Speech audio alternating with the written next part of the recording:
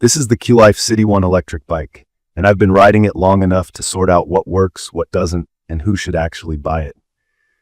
From my experience, this is a budget-friendly step-over e-bike that focuses on straightforward commuting and casual riding, with a few quirks you need to know before you hit the buy button.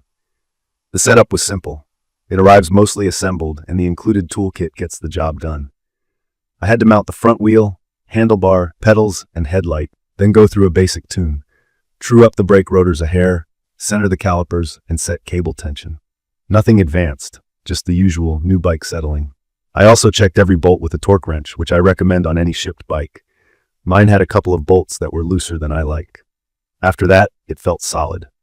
Let's talk key features, because that's what most folks want clarity on. The frame is listed as carbon steel in the specs, and that matches how it feels on the road. Sturdy, slightly heavier, and very planted. There's a line in the store listing that mentions a lightweight aluminum frame, but in my opinion, that's a copy and paste mistake. The motor is a rear hub drive, listed as 750 watts peak. Think of peak as short bursts of power, with a lower continuous wattage, here noted as 500 watts. The battery is integrated into the down tube and removable with a key, a 36-volt 7.8-hour pack. That's 280.8 W out of energy if you do the math, and it matters for range expectations. You get a 7-speed drivetrain with a trigger shifter, mechanical disc brakes, a front suspension fork, and 26 by 2.1-inch tires. There's an LCD screen for speed, battery, and assist level, a headlight, and a rear reflector. No powered taillight on mine. Power delivery is what I expect from an entry-level hub motor. Smooth takeoff with an easy ramp, a bit stronger in the middle, and it settles at a respectable top speed. The listing claims up to 26 miles per hour, but the model style also mentions 22 miles per hour. Here's what I actually saw. Using throttle only on flat ground, I topped out around 21 to 22 miles per hour. With pedal assist on higher levels and a bit of effort, I could flirt with 23 to 24 miles per hour, and on a slight tailwind, I briefly touched 25 on the display. Real world, plan for low 20s as your normal cruising assist ceiling. The assist is cadence-based, not torque-based, which means the system kicks in when the sensor sees your pedals turning rather than how hard you push. For newcomers, that usually means a lighter, easier feel, but also a little delay when you start and stop pedaling. It's predictable after a day or two. Climbing ability is decent for city hills. I'm not talking mountain fire road climbs, I mean neighborhood grades and short punchy ramps. On a moderate hill, throttle alone will slow, and I needed to downshift and add steady pedaling to keep things humming. That's normal in this class, and the 7-speed range is fine for city use. Noise is a soft hum, audible but not annoying. Range depends heavily on how you ride. With 280 watt on board, riding in pass 3 to 5 at around 16 to 19 miles per hour, and using the throttle at stops, I've been getting between 18 and 25 miles before the last bar makes me nervous. Riding in pass 1 at lower speeds, keeping it gentle, I can stretch well past 30 miles, but that's a laid-back pace. The up to 40 miles claim makes sense only in the lightest assist on flat routes with conservative speeds. Cold weather will cut that.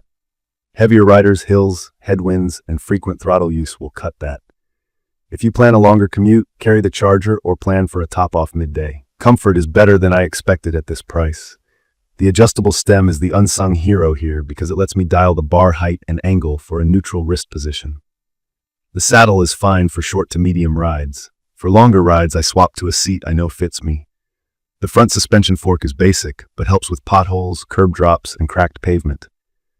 The 26 by 2.1 tires are a good match for city streets and light gravel paths. Traction is confident, and the wider profile adds stability without feeling sluggish. I've ridden it on damp asphalt and packed dirt with no drama. Braking is handled by mechanical discs. Out of the box, mine needed a couple of adjustments and a proper bed-in. After that, stopping power is adequate for city speeds.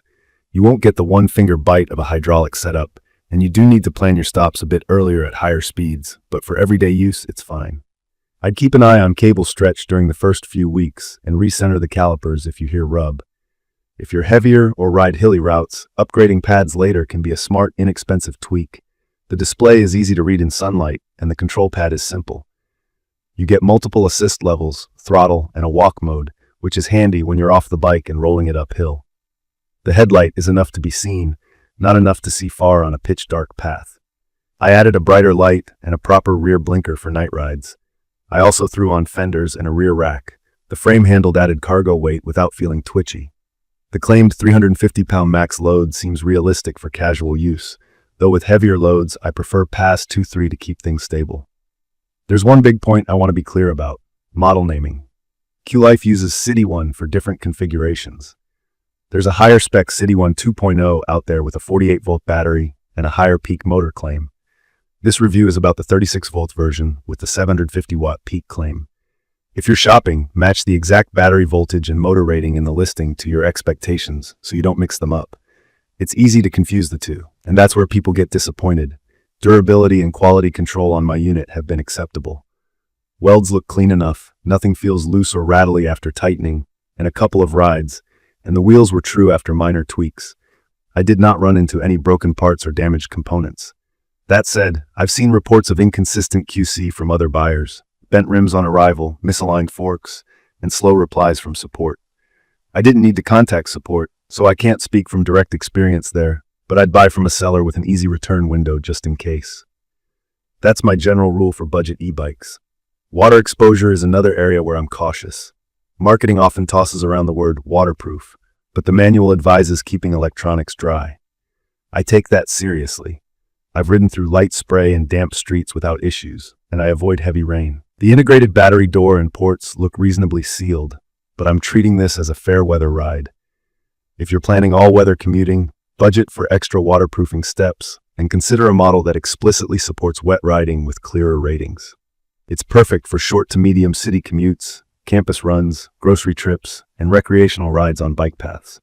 The easy step-over frame and adjustable fit make it approachable if you're new to e-bikes, and the integrated battery keeps the look clean and a bit stealthy. The ride quality is calm and confidence-inspiring, not twitchy, and the power delivery is friendly rather than aggressive. In my opinion, that's exactly what many riders want when they're starting out. From my experience, the Cityone shines when you keep expectations realistic. Think low 20s for speed, 15 to 25 miles for mixed-use range, and a set-it-and-forget-it daily ride with occasional cable adjustments. If you need higher speed, bigger hills, or longer range, you'll want to move up in battery voltage and motor class. If you want sharper braking feel or night ride visibility, plan on a couple of small upgrades. I'd recommend this for budget-minded commuters who don't mind a bit of DIY setup and maintenance, riders who value a comfortable, upright position with an adjustable stem, and anyone who prefers a removable battery you can charge indoors. If top-tier customer support is a must-have for you, or if you plan to ride hard in rain and expect everything to shrug it off, this may not be your match. Also, confirm you're buying the 36-volt Cityone and not expecting the punch and range of the 48-volt version. In conclusion, the Qlife Cityone Electric Bike for adults delivers solid value as a starter e-bike with a clean look, integrated battery, approachable power, and enough comfort to make daily rides easy. It asks for honest expectations around speed and range, and a little patience with basic adjustments. Treat it as a fair-weather commuter and an around-town hauler, and it pays you back with reliable, uncomplicated miles. If that sounds like your kind of riding, it's a worthy pick in this price range. Check the comments of this video for a link to see the current pricing of the Qlife Cityone Electric Bike for adults.